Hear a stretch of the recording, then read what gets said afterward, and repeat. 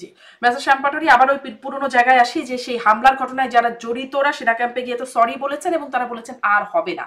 আর হবে না। এটি কি আপনারা আস্থায় নিতে পারছেন? কারণ সম্প্রতি আপনারা ইফতার মাহফিল থেকে শুরু করে নানান রকম যেই আয়োজনই করতে গেছেন জাতীয় পার্টিকে স্বৈরাচারের দোসর আপনারা, এজন্য আপনাদেরকে সেগুলো করতে দেওয়া হয়নি, বাধা দেওয়া হয়েছে।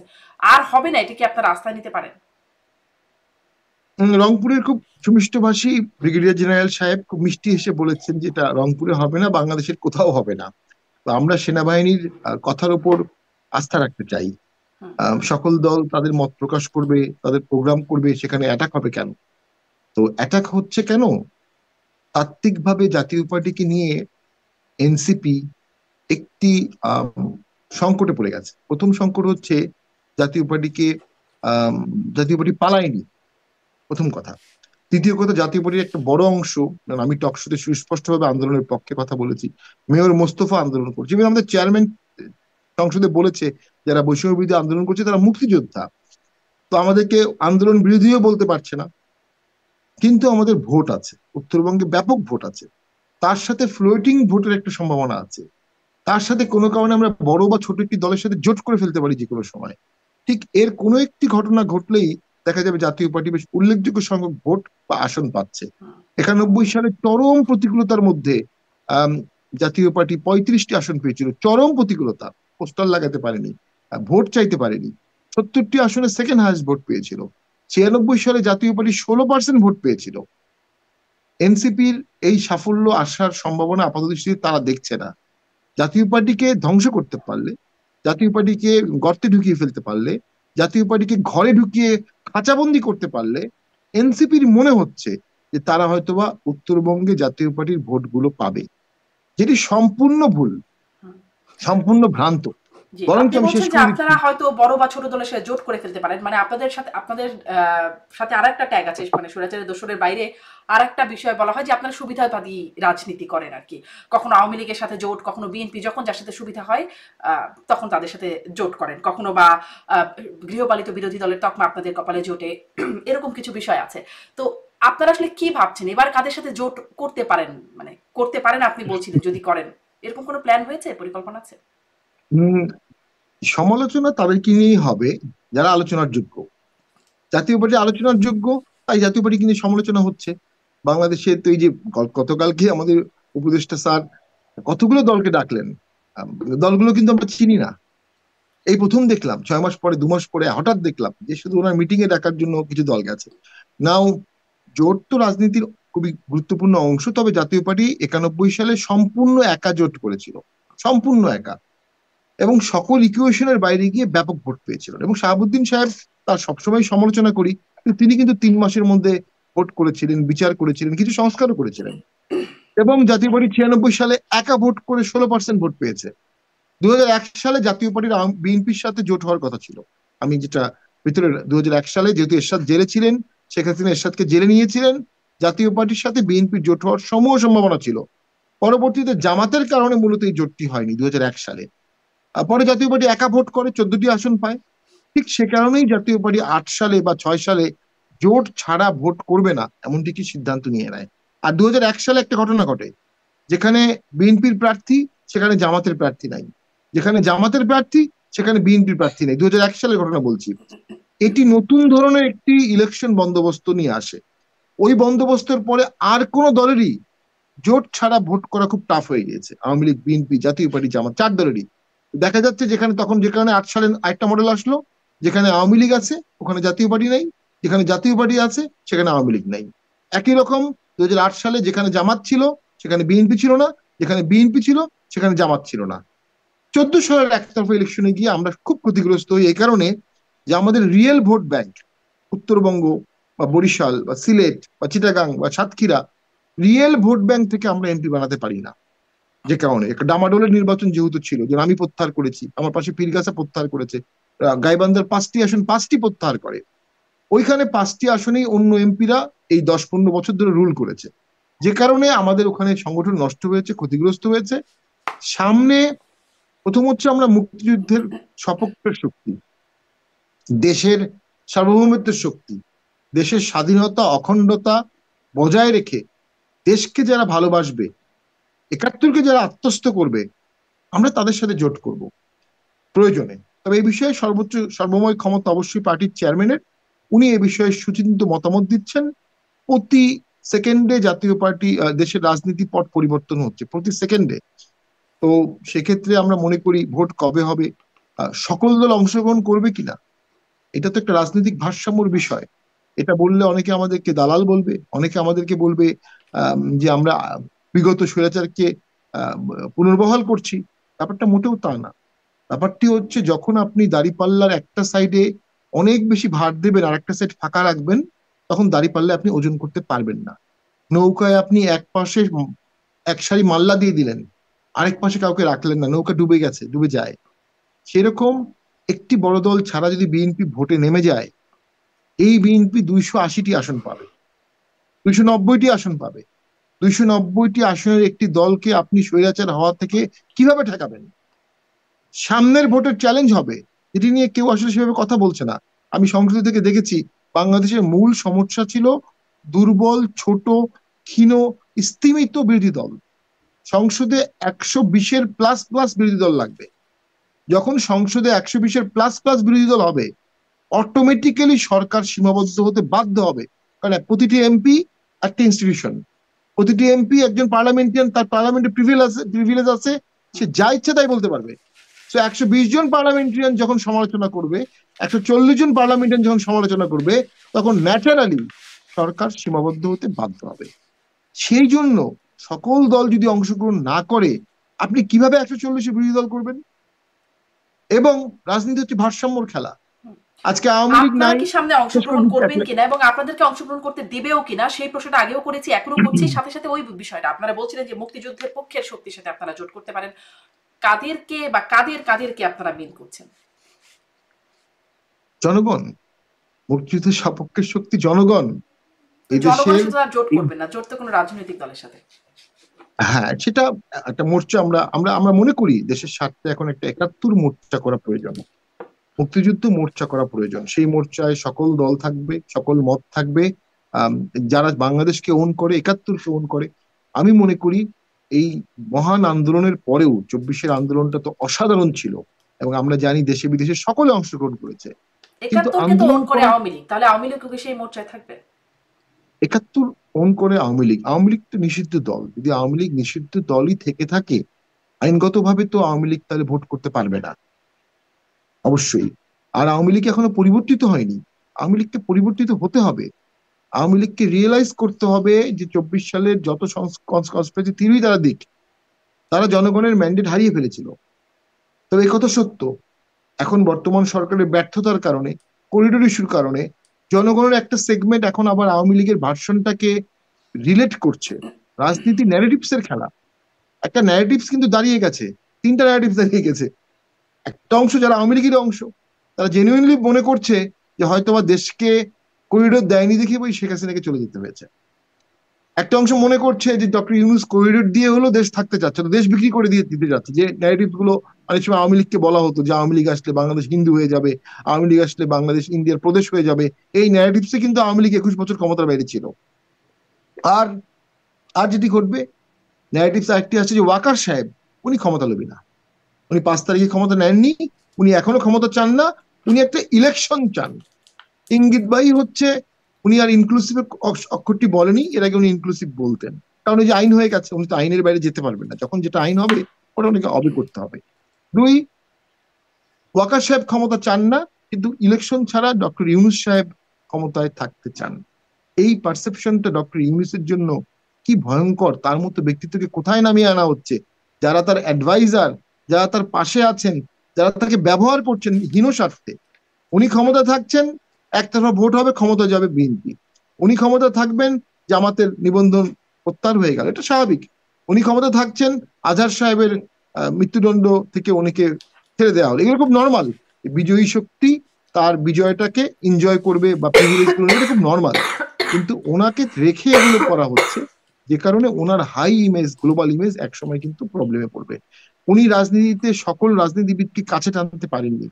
ওনার উচিত ছিল দেশটা গঠন করতে সকল রাজনীতিবিদকে, যারা দেশপ্রেমিক, যারা সৎ, যাদের হাতে রক্ত নাই, তাদেরকে পাশে নিয়ে ওনার মোর্চা করা উচিত ছিল। এই যে উনি মোর্চা করার সুযোগটা পেয়েছিলেন, কিন্তু এই উনি আর ক্যাটাগরির বাইরে জীবনে আরেকটা মোর্চা করার ক্যাটাগরি সুযোগ তৈরি হচ্ছে, পাবেন সেটা হচ্ছে স্বৈরাচারের দোষর, যে ক্যাটাগরিতে আপনারা আসলে কোনোভাবেই না। মানে তাদের মধ্যে যেতে পারছেন না। দেখুন যদিও আমি প্রথম একটু সেই 5ই আগস্টের ডাকে আপনারা ছিলেন, তারপরে আর আপনারা যেতে পারছেন না। আমি আজকে এই জায়গাটিতে আরেকটু সার্বিক রাজনীতির আলোচনায় আসবো।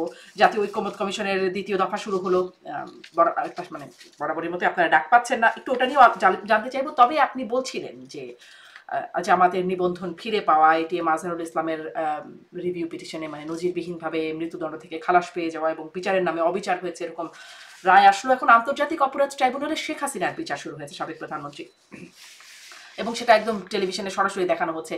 আপনার কাছ থেকে, এটি তো একটা বিষয় বটেই, আপনার কাছ থেকে আইনজীবী হিসেবে এবার একটু জানতে চাইবো, এইখানে আপনার কাছে উল্লেখযোগ্য কি কি দিক ভালো মনে হচ্ছে, কি কি দিক খারাপ মনে হচ্ছে। আরো সাথে একটা প্রশ্ন করেই দিই যে চিফ প্রসিকিউটর বলছেন যে এটি এই বিচার কেবল অতীতের প্রতিশোধ নয়, এটি ভবিষ্যতের জন্য প্রতিজ্ঞা।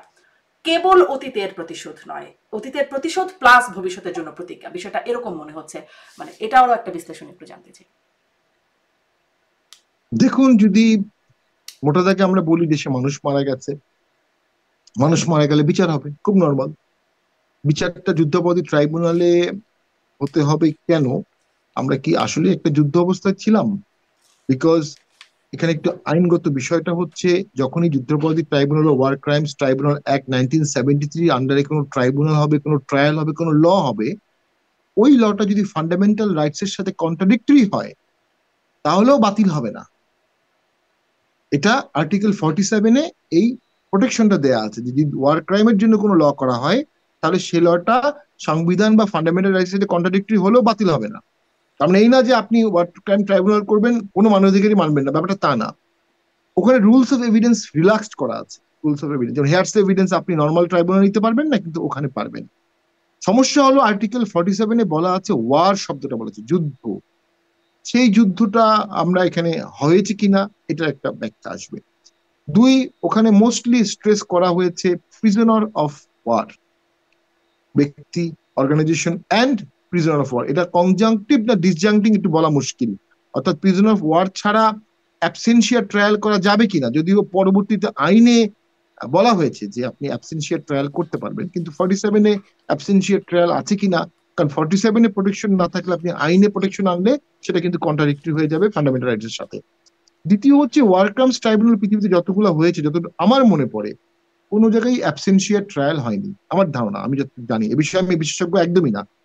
আরেকটা ফেসবুকে দেখলাম, আমি এটা জানি না সত্য মিথ্যা, সেটা হচ্ছে ডিফেন্স লয়ার রাষ্ট্র থেকে যাকে দেওয়া হয়েছে, এটা অবশ্য আমি অথেন্টিসিটি বলবো না, তিনি খুব সম্ভবত আমাদের বন্ধুবর, খুব ভালো আইনজীবী, শিশির মনিরের অ্যাসোসিয়েট। শিশির মনির তো শিবিরের সভাপতি ছিলেন, অবশ্যই জামাত করেন এবং খুব ভালো মানুষ, খুব ভালো লয়ার। তার জুনিয়র ডিফেন্স লয়ার হতে পারে, কিন্তু জামাতের প্রবণ একজন আইনজীবী শেখ হাসিনা বা সরকারের পক্ষের লয়ার, তাহলে তো সবাই একই হচ্ছে, সবাই তো একদলের হচ্ছে। বরঞ্চ এখানে নিরপেক্ষ জিরাই খান পান্না অথবা এইরকম যারা আছেন, আরো কয়েকজন আছেন যারা আওয়ামী লীগ করেন না, তারা আন্দোলন করেছেন আওয়ামী লীগের বিরুদ্ধে, কিন্তু ন্যায় বিচারের পক্ষে, মানবাধিকার বিজ্ঞানী, এরকম কাউকে ডিফেন্স লয়ার দিলে এটা অনেকটা ভালো জেরাই দেখাতো। খান পান্না তো আগ্রহ প্রকাশ করেছিলেন যে তিনি সুযোগ পেলে শেখ হাসিনার লয়ার হতে হ্যাঁ, চান, সেটা মানে তাহলে হলো না কেন? মানে কি এটা কোর্ট বিবেচনায়, থেকে কিভাবে দিতে হবে। আসলে আসামি পক্ষের আইনজীবী নিয়োগ পেল? আমার আসামি পক্ষের যে যখন কেউ পলাতক থাকলে তাকে সরকার থেকে যে আইনজীবী দেওয়া হয় সেটা নিয়োগ হয়েছে, অন্যান্য আসামিরা তো তাদের আইনজীবী দিয়েছেই। সেটা আসলে কি প্রক্রিয়া হলো আমরা জানি না, কিন্তু একটু অস্বচ্ছতা আছে। এবং যিনি নিজেই নিজেই চাবেন ফাঁসি হোক, যিনি নিজেই চাবেন শেখ হাসিনা সহ সকলের ফাঁসি হোক, তিনি কিভাবে শেখ হাসিনা আইনজীবী হবেন? Plain and simple. এই জায়গাতেই আমার মনে হচ্ছে একটু একটু ক্লামজি হয়ে গেছে। ন্যায় বিচার প্রতিষ্ঠা হোক। দেখুন, justice has not only has to be shown, it has to be manifestly shown. যারা মারা গেছে তাদের যেমন ন্যায় বিচার আছে, যে আসামি আছে তাদেরও ন্যায় বিচার আছে। ন্যায় বিচারের যে ধাপগুলো, সে ধাপগুলো অবশ্যই এখানে ফলো করতে হবে। আর বিচার না হলে ইয়া হবে না, নির্বাচন হবে না। আজহার সাহেব অ্যারেস্ট হয়েছে 12 সালে, মুক্তি পেলেন 25 সালে, 13 বছর। তো বাংলাদেশে কি 13 বছর ভোট হবে না? মানে বিচার নিয়ে যদি যারা ভোটের কথা বলছেন, এটা কোনো যৌক্তিক কথা হতে পারে? বিচার বিচারের না, মতো বিচার হবে, তো ভোট বলেছেন ভোটের মতো দৃশ্যমান হবে। বিচার, এখন তো লিটারালি যদি বলি বিচার দৃশ্যমান হচ্ছে, টেলিভিশনে সরাসরি এখন সম্প্রচার দৃশ্যমান করা হচ্ছে, হচ্ছে, টিভিতে দেখা তাহলে তো যাচ্ছে। দৃশ্যমান বিচার হচ্ছে Exactly. আর কি। এখন তো তাহলে নির্বাচনের শর্ত দৃশ্যমান পূরণ বিচার হয়েছে না? হচ্ছে। এখন এখন হয়তো তারা কোন স্টেজে গিয়ে খুশি হবে। আসলে আমি বলছি যেটা মানে NCP is an obstruction force হিসাবে তাকে ব্যবহার করা হচ্ছে নির্বাচন ঠেকাও। এনসিপির নাম চেঞ্জ করে দেওয়া উচিত নির্বাচন ঠেকাও কমিটি, নির্বাচন ঠেকাও পার্টি। তারা নির্বাচন চায় না। কেন চায় না? কারণ ভোটে গেলে ওই যে বললাম, আনলেস ভোটে গেলে তারা বিএনপির ফুল সাপোর্ট এবং বিএনপির স্বতন্ত্র প্রার্থীকে বসিয়ে না দিলে এনসিপি ভোটে ভালো করতে পারবে না। তারা কিন্তু আসলে অথবা এটা বলছে না যে আমরা নির্বাচন চাই না, তারা শুধুমাত্র ওই সময়সীমা যখন বলা হচ্ছে ডিসেম্বরের মধ্যে নির্বাচন, সেটির তারা বিরোধিতা করছে যে একদম সুনির্দিষ্ট সময়সীমা দেওয়া হবে না, এর জন্য মৌলিক সংস্কারটা করতে যতটুকু সময় লাগবে সেটুকু তারা চাচ্ছে। তারা তো আসলে নির্বাচন বিরোধী, এই বিষয়টা তারা অস্বীকার করে। তারা তারা বলছে জুলাই সনদ পেলে তারা না না হলে করবে না, সংস্কার না হলে করবে না, বিচার না হলে করবে না। এটা তো এন্ডলেস একটা মানে পেন্ডুলার বক্স। বিচার 10 বছরও না হতে পারে, সংস্কার 10 বছরও না হতে পারে। আর যে সম্মুখ গঠিত 8 মাসে বিচার এবং সংস্কার হয়েছে, তাতে 800 বছর লাগবে বিচার হতে, 800 বছর লাগবে সংস্কার হতে। তো এটা তো আর এনসিপি যদি নিজেকে রাজনৈতিক দল মনে করে, হুম। তাহলে রাজনৈতিক দলগুলোর পালস বুঝেই তাকে কথা বলতে হবে যখন সে রাজনৈতিক দল হয়ে গেল। আর যদি রাজনৈতিক দল হিসেবে না হয় সে, তাহলে সে সিভিল সোসাইটি বা অন্যদের মধ্যে কথা বলতে পারে। যদি প্রশাসন তাদেরকে সহযোগিতা না করে, বিএনপি তাদেরকে সহযোগিতা না করে, আমি সিম্পল রংপুরের 2টি আসন নিয়েই বলতে পারি। জাতীয় পার্টিকে তারা যেভাবে নিগৃহীত করছে, জাতীয় পার্টির লোক তো তাদের অ্যান্টিভোট দিয়ে দিতে পারে তীব্রভাবে। তারা যদি অ্যান্টিভোট পেয়ে যায়, নিজের ভোট একটা কাউন্ট করলো, কিন্তু অন্য পার্টি 3টা তার বিরুদ্ধে চলে গেল। রাজনীতিতে তো এই খেলাটা খেলতে হয় যে কোন কোন দলের আমি সহায়ক ভোট পাবো, কোনটা আমার কোর ভোট, কোনটা আমার অ্যান্সিলারি ভোট, কোনটা আমার ভাসমান ভোট। এতগুলো ফ্রন্টে আওয়ামী লীগ, বিএনপি, জাতীয় পার্টি, প্রশাসন, পুলিশ, আর্মি, 6টা ফ্রন্টে একসাথে যুদ্ধ করবেন? কোন সরকার 6টা ফ্রন্টে একটা যুদ্ধ করতে পেরেছে? কোন দল পেরেছে? কখনো পারবে না। এটি এটি এটি নেগেটিভ রাজনীতির বাহক। আর আমি শেষ করে দিচ্ছি যে সরকার তো হলো মূলত 3টা অর্গান, আপনি জানেন, লেজিসলেটিভ, তারপরে হচ্ছে জুডিশিয়ারি, এক্সিকিউটিভ। কেউ কেউ বলে মিডিয়া ফোর্থ, ডিসরেলি বলেছে ফোর্থ অর্গান হচ্ছে মিডিয়া। কেউ কেউ বলে auditor general is the fifth organ, কেউ কেউ বলে election commission is the sixth organ. আমাদের সরকার আরেকটা অর্গান করে ফেলেছে, এটা মব। এই সরকারের কোনো পলিটিক্যাল পার্টি নাই, এই সরকার মবের ভয় দিয়েই দেশ চালাচ্ছে। এই মবটাকে আমরা মনে করছি বিচ্ছিন্ন, আসলে এটা বিচ্ছিন্ন না। এটা খুব পারপেচুয়েটেড এবং প্ল্যান করে একটা ভীতিকর পরিস্থিতির মাধ্যমে রেখে শাসনের একটা প্রক্রিয়া, যেটা ফেইল করেছে অবশ্যম্ভাবীভাবে। মবকে সরকার তার অর্গান বানিয়ে ফেলেছে এবং এই ক্ষেত্রে ডক্টর ইউনূস স্যার যথেষ্ট কঠোর হতে পারছেন না, কারণ তার নিয়োগকর্তা আর তার কাছের লোকজন যারা তার জন্য আন্দোলন করেছে, যারা তাকে এনেছে তার ভাষ্য মতে, তারা এই মবকে উস্কানি দিচ্ছে। এই যে রংপুরে আমাদের অ্যাটাক হলো, তার আগেই দেখা গেল সার্জিদের একটা পোস্ট ছিল। এর আগে হাসনাত গাজীপুরে অ্যাটাক করেছিল, সেখানেও তো ভয়াবহ ঘটনা ঘটেছে। এগুলো তো রাজনীতিবিদের কাজ না, এগুলো তো বড় রাজনীতিবিদের কাজ না। বড় রাজনীতিবিদের কাজ তো রায়ট ঘটানো না, বড় রাজনীতির কাজ হচ্ছে রায়ট না ঘটানো। এবং প্রত্যেকটি ঘটনার ঐতিহাসিক দায় থেকে যাবে। জাতীয় পার্টি কোনো রক্ত হাতে নাই, জাতীয় পার্টি কোনো মানুষ মানেনি, কোনো বড় দুর্নীতি করেনি, শুধু ভোটে অংশগ্রহণ করেছে। মূলত 24 সালের ভোটে অংশগ্রহণ করাটাই জাতীয় পার্টির অপরাধ। সেটা নিয়ে কত দায় শুনতে হচ্ছে জাতীয় পার্টিকে। আর যারা মব করছে, যারা আগুন দিচ্ছে, যারা অফিসে আগুন দিচ্ছে, যারা হাজার হাজার মানুষের নামে মিথ্যা মামলা দিচ্ছে, তাদের ঐতিহাসিক দায়টা কি পরিমাণ হতে পারে, এটা কি তারা ফ্যাদম করতে পারছে? এটা তারা ফ্যাদম করতে পারছে না। তারা বর্তমানে বাস করছে, বর্তমানটা এই যে বর্তমান না। মিথ্যা মামলা প্রসঙ্গে একটু জানতে চাই। যে আমি যেটা বলছিলাম যে জাতীয় পার্টির অফিসে যখন হামলা হলো, আপনি বলছিলেন যে আপনারা মামলা আসলে পুলিশ নেয় নাই এরকম। তারপরে আসলে কি হলো? কারণ আমরা আসিফ নজরুল আইন উপদেষ্টা তিনি বলেন, তিনি আসলে এই যে ঘটনাগুলো ঘটে, সাংবাদিকদের বিরুদ্ধে এত মামলা, অনেকে গ্রেপ্তার হয়ে আছেন, এই বিষয়গুলো মানে বলেন যে এই ঢালাও মামলাতে বিব্রত, কিন্তু কেউ মামলা করতে চাইলে আইনগতভাবে তাকে বাধা দেবার কোনো উপায় নাই। যার কারণে নুসরাত ফারিয়ার বিরুদ্ধে মামলা হয়, গ্রেপ্তারও হয়। মানে আনোয়ারা জগন্নাথ বিশ্ববিদ্যালয়ের সাবেক অধ্যাপিকা, তার নামে মামলা হয়েছে, গ্রেপ্তার হয়েছেন, একদিন পরে সম্ভবত জামিন পেলেন। এরকম ঘটনাগুলো ঘটে যাচ্ছে। সরকার বলছে যে তারা বিব্রত হচ্ছে এরকম ঢালাও মামলা, ঢালাও গ্রেপ্তারের ক্ষেত্রে, কিন্তু আসলে কিছু করার নাই, কারণ আইন। কিন্তু যখন উল্টো পাশে মামলা করতে যাচ্ছেন আপনারা, তখন আসলে কি আইনে বাধা পাচ্ছেন? দেখুন, অবশ্যই ওই যে বললাম মব, এখানে সরকার মবকে ইউজ করছে, সরকার নিজেও মব দ্বারা নিয়ন্ত্রিত হচ্ছে, সরকারও মবকে ভয় পাচ্ছে। কারণ কিন্তু যখনই যখন আমরা মামলা পুলিশের করতে কাছে যান, যাচ্ছি, ধরেন মব তো হচ্ছে রাস্তার বাস্তবতা, পুলিশের কাছে যাচ্ছেন আপনারা বা যারা যাচ্ছেন তাদের, তারা তখন সেখান থেকে কি রিপ্লাই পাচ্ছেন? না, পুলিশে তো সেই মবের ভয় পাচ্ছে। যে আমি মামলা নিব, আমার থানা ঘেরাও করবে, আমার চাকরি থাকবে না, আমাকে অপদস্থ করবে। পুলিশও তো ডিমোরালাইজড, পুলিশ তো তার কাজ করতে পারছে না। তো যে কারণে ওই যে যখন একজন অ্যাডভাইজার, কি অ্যাডভাইজার অসহায়ত্ব প্রকাশ করেন, তার মানে সরকার নাই, তার মানে রাষ্ট্র নাই, তার মানে কাঠামো নাই। কাঠামো গড়তে পারেননি, কাঠামো ধরতে পারেননি, কাঠামো অনুযায়ী কাজ করতে পারেননি। এর মাঝখানে অনেকগুলো ন্যাক্কারজনক ঘটনা ঘটতো কোর্টে। এজলাসে যদি কোনো কোর্ট মামলা নিতে না চেত, তার কোর্টে হট্টগোল হতো। ওই যে মব, হট্টগোলের ভয়ে কোর্ট মামলা নিয়ে নিয়েছে, মামলা নিচ্ছেন।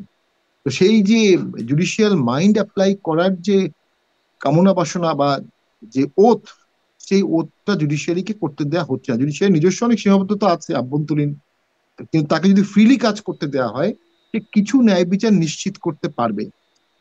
আমাদের এখানে এই 8 মাস আগে যারা আটক হয়েছে, তারাও এখন পর্যন্ত জামিন হয়নি, তাদের বিরুদ্ধে কোনো অভিযোগও নাই, তাদের বিরুদ্ধে চার্জশিটও দিচ্ছে না, চার্জশিট দিতেও পারবে না।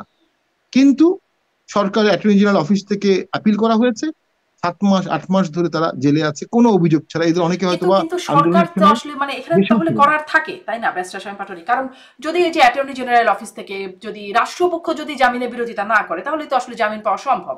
মানে রাষ্ট্র রাষ্ট্রপক্ষকে চাইলে একটা, সরকার চাইলে তো তাহলে সম্ভব তারা তাদেরকে জামিনে বের করা। বিব্রত হয়ে কি লাভ অবশ্যই হচ্ছে? সরকার, বিব্রত হচ্ছে কেন সরকার? সরকারকে সরকারকে একটা চার্ট ফলো করতে হবে।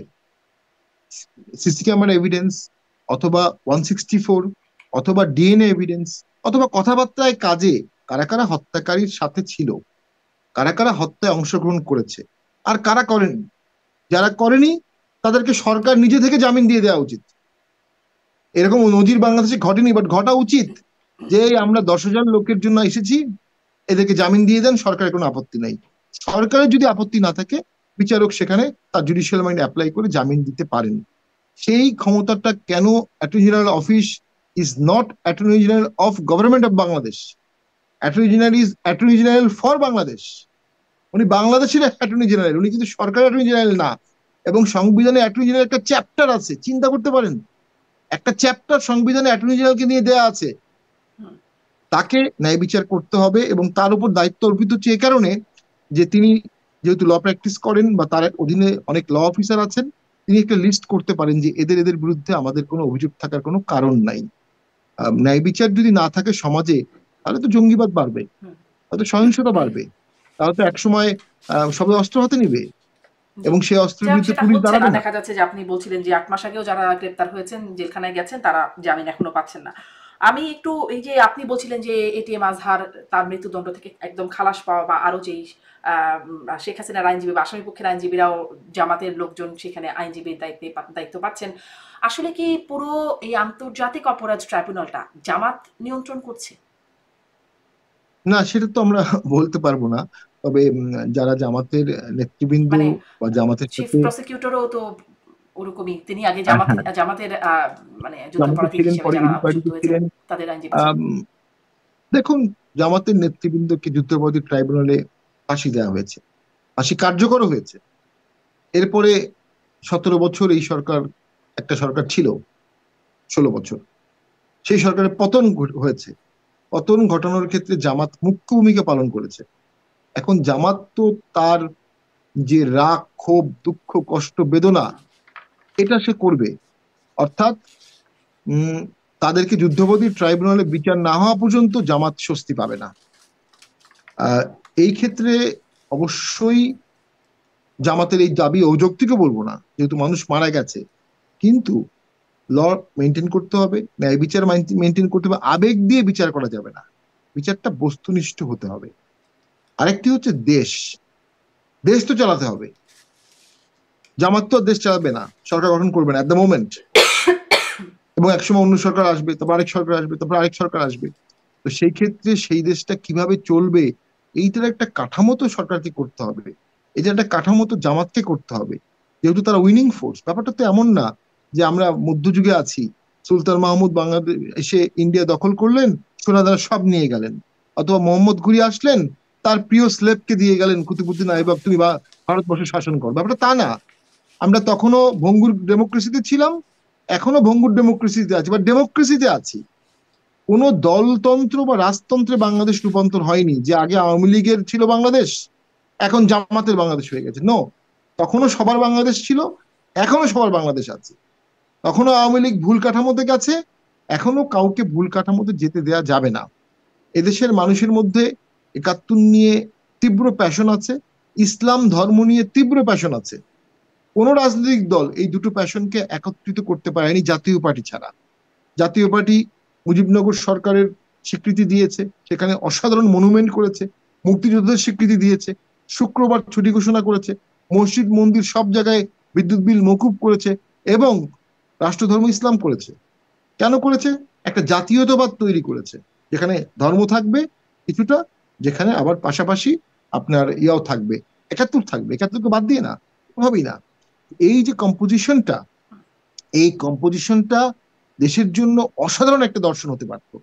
আর আজকে হয়তো বা জামাত উইনিং ফোর্স, ডেফিনেটলি তারা রক্ত দিয়েছে, গুম হয়েছে। আমি দেখেছি আমার এলাকায় জামাতের 70,000 80,000 ভোট আছে, তাদের নির্যাতন আমি নিজের চোখে দেখেছি, এবং আমি অহংকার করে বলবো আমি এমপি হওয়ার পরে তাদের নির্যাতন আমি হতে দেইনি, একদমই না। এটা জামাতের লোক স্বীকার করতে বাধ্য হবে।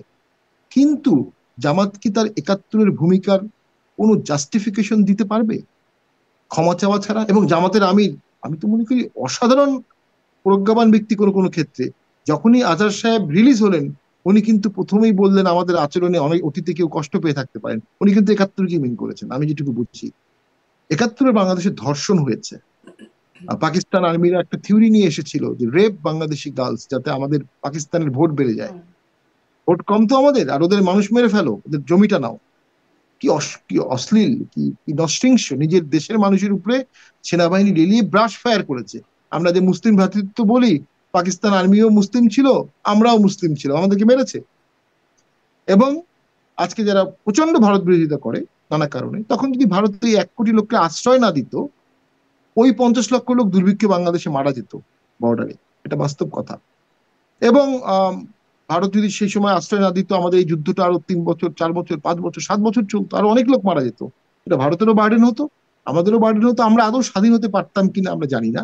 আমরা তখন আরো বড় মাপের কলোনি হতাম, আগেও কলোনি ছিলাম, তখন আরো বড় মাপের পাকিস্তানের কলোনি হতাম। আরেকটা জিনিস আমি বলবো, ভারত বাংলাদেশকে স্বাধীন করে তার একটা স্ট্র্যাটেজিক অবস্থানে গেছে। তার 3,000 কিলোমিটার বর্ডার নিয়ে তাকে টেনশন করার কথা না, যদিও করতে হয়, কিন্তু ভারত কিন্তু তার সেনাবাহিনী সরিয়ে নিয়েছে। আর পাকিস্তান কিন্তু সারেন্ডার করেছে ভারতের কাছে, because of Geneva convention. Bharat চাইলে আরো 5 বছর 10 বছর জোর করে সেনাবাহিনী রাখতে পারতো। বঙ্গবন্ধু এসে ইন্দিরা গান্ধীকে বললেন আপনি আপনার সেনাবাহিনী সরিয়ে নেন। ইন্দিরা গান্ধী লাল হয়ে গিয়েছেন, কিন্তু সেনাবাহিনী সরিয়ে নিয়েছেন। যদি ভারতের বাংলাদেশকে প্রদেশ বানানোর ইচ্ছাই থাকতো, তাহলে সেনাবাহিনী রেখে দিত, অ্যানেক্স করে ফেলতো 10 বছরের জন্য। সেটি করেনি। তো যারা এই তত্ত্বগুলো দিচ্ছেন, দিল্লি না ঢাকা, কিন্তু তার তারা এই পরবর্তী যে ভূমিকা, যেমন ধরুন নির্বাচনের ক্ষেত্রে যেভাবে সমর্থন দিয়ে আসছে ভারত, আপনারাও আসলে ভারতে গিয়ে বলে এসছেন কি কথা হলো সেটা বলা যাবে না, মানে যেই বিষয়গুলো তার পরবর্তীতে হলো। এখন আবার দেখছি ভারত ঠিক উল্টো কথা বলছে যে তারা ইনক্লুসিভ নির্বাচন চায়, যেটি আগে যুক্তরাষ্ট্র বলতে, তারা এখন বলা বাদ দিয়ে দিয়েছে, এখন ভারত খুব বলা শুরু করেছে যে ইনক্লুসিভ নির্বাচন চায়। তো এই যে দ্বিচারিতা, এতদিন চাইলো না এখন চাচ্ছে, তো এটার তো মানে একটা প্রতিফলন থাকবেই নাকি? ভারত ইনক্লুসিভ ইলেকশন চায়নি, চায় না, এটা কখনো বলেনি। দেখুন আসলে আমরা সবাই মিলে তো ব্যর্থ হয়েছি, এটা অস্বীকার করা যাবে না, একটা অন্তর্বর্তী ইলেকশন করার। এবং 2018 সালের যে নির্বাচনটা এদিকে সুযোগ করে দিয়েছিল সবাইকে, এই সুযোগটা সমূলে নষ্ট করা হয়েছে 2018 সালের ইলেকশনটা। এখন ভারত ইনক্লুসিভ ইলেকশন চাবে, এটা সবাই ইনক্লুসিভ ইলেকশনই চাবে, কেউ ইনক্লুসিভ ছাড়া ইলেকশন চাবে না। ভারতেরও আমার মনে হয় কোনো কোনো ক্ষেত্রে বঙ্গবন্ধু কন্যার কারণে শেখ হাসিনার প্রতি তাদের স্নেহ ভালোবাসা, বা আওয়ামী লীগের প্রতি তাদের একটি মমত্ববোধ অনেকাংশে বেশি ছিল। তারা বাংলাদেশের জনগণের সাথে রিলেশন করতে পারেনি, বা রিলেশন করার মতো অনেক কিছু ছিল। তার মধ্যে একটি উদাহরণ দিই, কোভিড এর সময় সারা পৃথিবীর দরজা রুগীদের জন্য বন্ধ হয়ে গিয়েছিল, আমাদের মন্ত্রী মিনিস্টাররা ব্যাংকক যেতে পারেনি, আমাদের মন্ত্রী মিনিস্টার সিঙ্গাপুর যেতে পারেনি। কিন্তু কোভিড এর সময়ও কিন্তু ভারত তার চিকিৎসার দরজা বাংলাদেশের রোগীদের জন্য রেখেছিল। যদি না রাখতো, তাহলে ওই সময় ক্যান্সারের অনেক রুগী এবং হার্টের অনেক রুগী, যারা অর্ধেক চিকিৎসা হয়েছে, ফলো আপ করতে হবে, তারা কিন্তু মারা যেতে পারতো। এবং এখন যেমন আবার ভারতের চিকিৎসা বাংলাদেশে খুব কম, দরজাটা খোলা খুবই সীমিত। এবং এটাও ব্যর্থতা সরকার, এত ভারত বিরোধী সরকার একটা বিশাল হসপিটাল করলেন না কেন 8 মাসে? বিশাল একটা হসপিটাল সিটি করে ফেলতে পারতেন, যেখানে লক্ষ লক্ষ লোকের চিকিৎসা হবে। শুধু ভারত বিরোধিতা করা হচ্ছে, কিন্তু ভারতের সাথে আসলে যে জিনিসগুলোতে আমরা আমরা জানতে পারছিলাম ডিপেন্ডেন্ট, যে চীন বাংলাদেশে হসপিটাল করবে, বাংলাদেশে একটা বড় হসপিটাল করবে। এরকম তো আকাশে বাতাসে কত কিছু শুনতে পাচ্ছি, একটা তো হচ্ছে না, একটা তো দেখছি না। গভর্নমেন্ট স্টেবল না হলে, দেশ স্টেবল না হলে, ল অ্যান্ড অর্ডার ঠিক না হলে, ইলেক্টেড গভর্নমেন্ট না আসলে এসব কোনো কিছুই হবে জি না। ব্যারিস্টার পাটোয়ারি, একদম দুটো সেজন্যই প্রশ্ন নির্বাচন একটু প্রয়োজন। ছোট্ট ছোট্ট করে যদি বলে দেন যে এই গভর্নমেন্ট স্টেবল না হলে, নির্বাচন না হলে, কি মনে হয়, পুরনো প্রশ্নটাই আবার নতুন করে করি, নির্বাচনটা আসলে কবে হবে? আমার তো মনে হয় নির্বাচন ডিসেম্বর জানুয়ারিতেই হয়ে যাবে। আম, তাতে দেশের কি উপকার হবে আমরা জানি না। তাতে দেশের একটা ক্ষতি হতে পারে। ডক্টর ইউনূস মন খারাপ করে বাংলাদেশের বিষয়ে আর মাথা খাটাবেন না।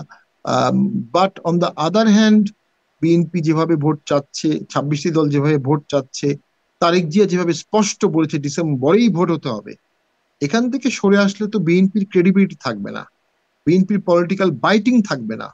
এই বাইটিং ছাড়া বিএনপি ভবিষ্যৎ রাজনীতিতে একটু এলোমেলো হবে, অথবা আম, ডিসেম্বরের আগে বাংলাদেশে ভয়ঙ্কর খারাপ কিছু করতে পারে, যেখানে ইলেকশন নিয়ে আর কেউ চিন্তা করবে না। আমরা তো একটা ওয়ার সিচুয়েশন কে অনেক সময় অ্যাপ্রিহেন্ড করি। বাংলাদেশের একটি চিটাগাংয়ের একটি কারখানায় 30,000 কুকি চীনের ড্রেস পাওয়া গেছে।